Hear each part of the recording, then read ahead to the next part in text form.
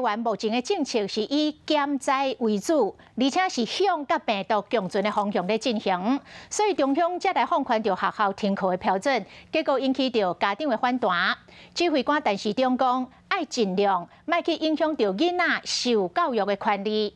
陈时中嘛讲，已经有甲国外的季节要来买5岁至11岁囡仔的疫苗。另外，阁有风声。讲陈时中要甲人选县市长，讲立委区泰元会来接任卫福部长。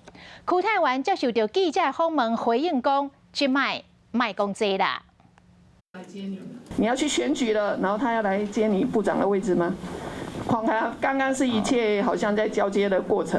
没有，刚才跟那个邱委员是在做专业的对话。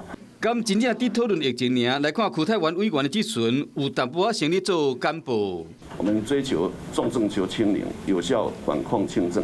洪城讲，陈时中若是宣布参选县市首长，区泰元对接卫福部长，蔡总统敢有同意啊？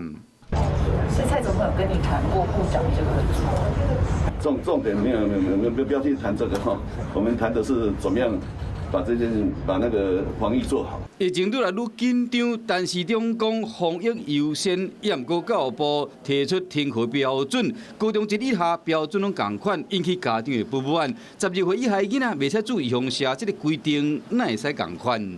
其实我们现在不会比以前来得更松，密切接触者要去隔，可是他如果验阴，他其他的接触者就不会有问题，是把更科学的方法引到这个所谓停课的标准里面来。到底5岁到11岁囡仔敢爱注意放射？要注多一个牌子？什么时候会有 BNT 疫苗再次进到台湾？我们现在在谈判已经到最后的阶段了。小孩的剂型的 BNT 要能够提。小孩的剂型，部长，你是说几岁？他有小的上应该5到11的吧？5到11的，还有5到11。所以未来是有可能针对12岁以下5到11岁。我们总是要先准备好。另外，中央疫情指挥中心的专家小组将于后个月会阁讨论12岁到18岁青少年第3剂敢爱注，来提升因的保护力。华视新闻看起来，赶快订阅我们的华视新闻 YouTube 频道，欢迎按赞、订阅、开启小铃铛，最新最及时的资讯要提供给你。